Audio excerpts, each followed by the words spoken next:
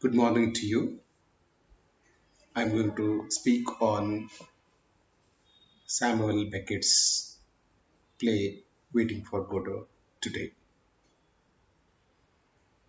Samuel Beckett is a major playwright in the modern world literature. He was a novelist, he was also a playwright. Waiting for Godot is his classic. It's a modern classic. It is one of the most popular plays written in the modern period. As the title of the play itself suggests, it's all about waiting for a mysterious man, waiting for a mysterious person named Godot. From the beginning of the play till the end, we see two characters, namely Vladimir and Estragon, waiting for Godot.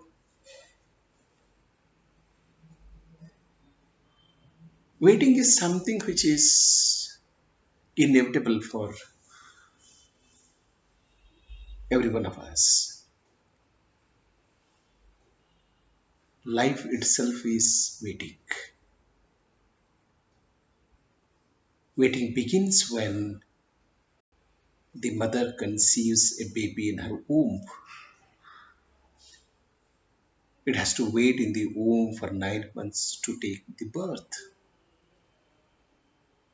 And when the baby takes the birth, then it has to wait for 2 years to have its teeth and again wait for one more year to be able to walk on its feet and so on.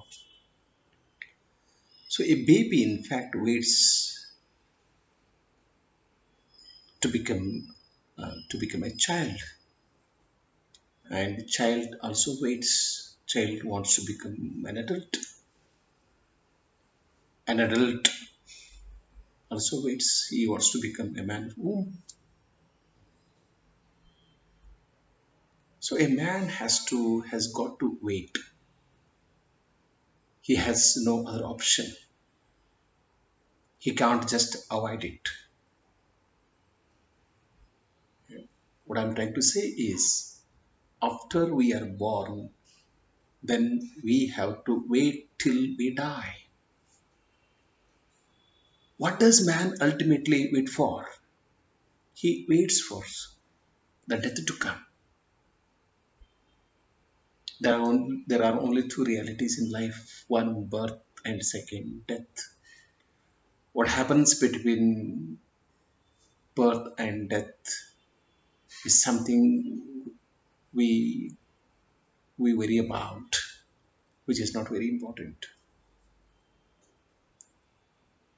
Beckett's play Waiting for Godot is all about waiting. Waiting is not a modern problem.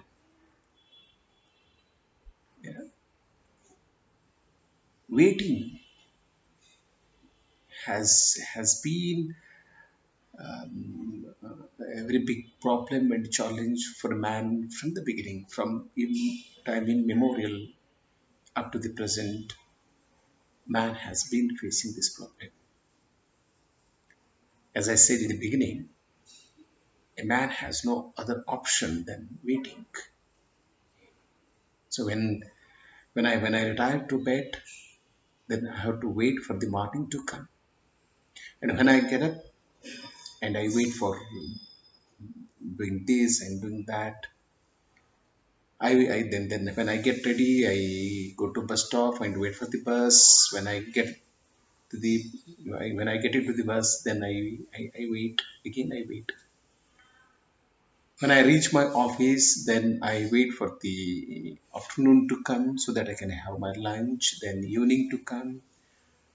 And when evening comes, I come back and I wait for the night to fall. Then I retire to sleep. Again, wait for the morning to come. Right? So, again, as a child, I wait for the adulthood. Then I wait for, you know, it has been, waiting has been a companion, a lifelong companion with the man and woman. You wait to get married, and when you get married, you wait for the child to be born. And when the child is born, again, you wait for the child to grow up, go to school and complete his education, again, get settle down and get married and have his children. There is no end to this. There is no end to this. But there is difference between my waiting and Vladimir or Estragon. If you wait and if you have a purpose to wait, then this waiting will not be very boring because you have a purpose. It is not purposeless. It is not meaningless. Your waiting leads to something.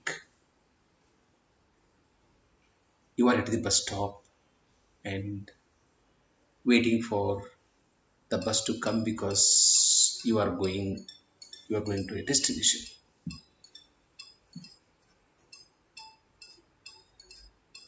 If you don't have the purpose at all, then it becomes quite monotonous and boring. You can't just tolerate this. And when the play begins, waiting for Godot, Vladimir and Estragon, they accidentally meet near a tree on a road and they begin to discuss. What do they discuss? They converse on various topics which are not interconnected. They don't have purpose. They don't have aim. And they both know that they are waiting for a mysterious man called named Godot. They are waiting for Godot to come. When will Godot come? They don't know. Whether Godot will arrive, they don't know. Then why should they be waiting? They should be waiting because they do not have anything to do. They will have to wait.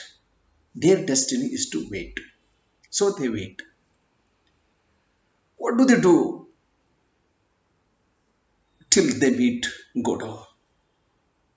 They don't have anything to speak on. They don't have anything to comment on. They don't have anything to really share and exchange. Then they struggle. One struggles with his shoes, boot, and the other struggles with his hat, cap, and they want to kill time. It's not spending time; it's killing time. They want to kill time. They want to pass time. And what they speak does not have any logic in it. Samuel Beckett, through these characters, through this situation, wants to tell his readers that we're all living in a society which is devoid of meaning. We are living in a society where nothing significant happens. And everybody living in this society is waiting for something and he does not know what he is waiting for. I'm like Vladimir or Estragon. And all of us are like Vladimirs and Estragons. We are just waiting. So Samuel Beckett is talking to us about about about a world which lacks in logic, rationality, which lacks meaning. That's very important. I don't think that man really bothered about meaning in the past because he knew the meaning of what he spoke. He knew the meaning of what he wrote and he knew the meaning of what he did.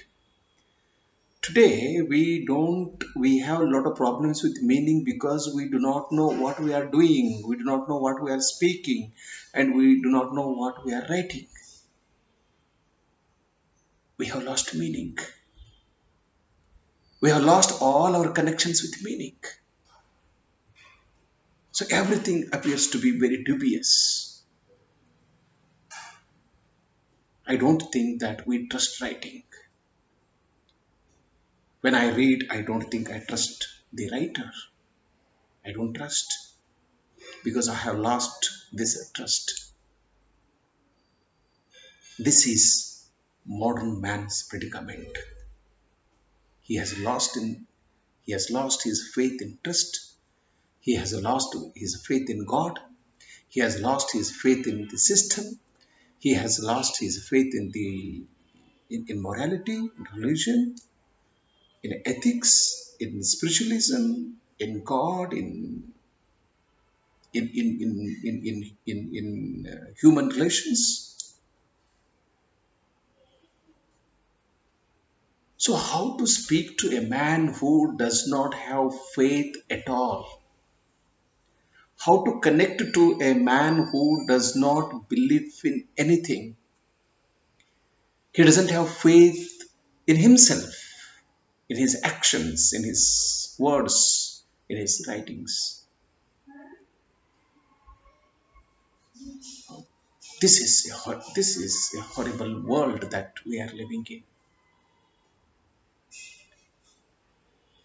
So Vladimir and Estragon,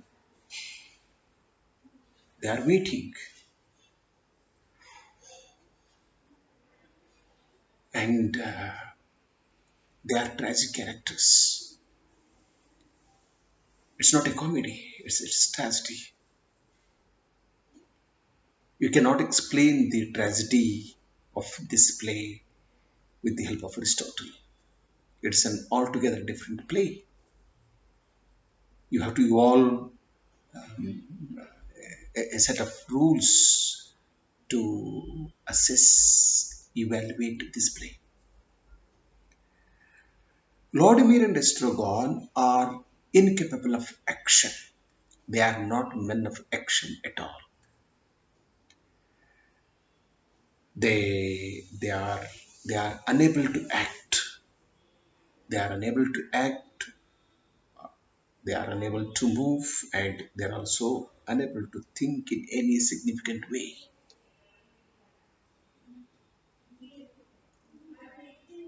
So they find it extremely difficult to pass time, and waiting has been quite monotonous and boring to them. So they often commit. They often think of committing suicide. They get this idea to commit suicide. So they don't have, as I said in the beginning, they do not have any purpose to wait. What happens in the play? Nothing happens in the play. Nobody comes, nobody goes, nothing happens. They just wait and they do not know what they are waiting for. And when Vladimir asks the Strogon, what is it that we are going to ask Godot in case he arrives? So I do not know what to ask when he comes. Look at the hopelessness of this situation.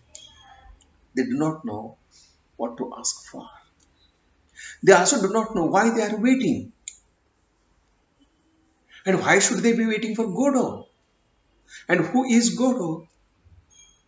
Is Godot a man? Is Godot a god? Is Godot a supernatural element? What is Godot? They do not know. They think that all the problems that they face will automatically get resolved when they meet Godot, but they are not sure of it. They have doubt. They wonder if Godot can, Godot may not solve their problem. And at the end of the first act of the play, a boy comes and tells them that he has come from Godot and he has a message to deliver. And the boy does not know that he has come mainly to speak to these two young men on the one hand. On the other, these two people, Lordimer and Estragon, do not know that the boy has come only to them to deliver a message. And when they ask him whether he has come from Godot, he says, I have come from Godot, I have a message to deliver. What the message is? You will have to wait. There is a tree. It's a the tree has no flowers. It's a and they continue to wait. And what do they do in the second act? Again, nothing. They think of moving, but they cannot move. They think of going away, they cannot go. They think of committing suicide, they cannot commit suicide. Look at the tragedy of a man who even does not have the courage to commit suicide. You cannot die. I don't think that death will give or death will provide a sort of relief, a big relief to a man who is facing certain problems. One need not worry about the death. One need not chase death. One need not go after death. Death will come on its own accord. Even when you say no to death, and death will not listen to you. Why should one bother about death? Let it come. And when it comes, you should simply accept it. You don't have any other choice. Any other choice. So, um, so one has to wait for the death to come. For the death to come. And death comes, as I said in the beginning, death comes on its own accord. And at the end of the second act of the play, again the boy comes and he delivers the same message that he delivered at the end of the first act. They have to wait. And they say, let us move. They don't move. The play comes to an end, but waiting does not come to an end. At the end of the play, we can see some flowers on the tree. That's an indication. Yes, one can hope. It's not all dead. There is some life, and you can wait. Nothing happens in the play, and we can hope that something happens after the play comes to an end. Waiting is not absolutely meaningless. it will lead to something. Godot doesn't arrive, but Godot may arrive in future. So the play ends with a happy note. The play ends with a hope. The hope is waiting is not meaningless, but one has to wait. Something which has not happened today will happen tomorrow. As I said in the beginning, Waiting for Godot is a modern classic, and it's a wonderful play. Every time you read the play, you find some meaning in it. I'll come back again and talk about the other dimensions of this wonderful play, Waiting for Godot by Samuel Beckett. Thank you.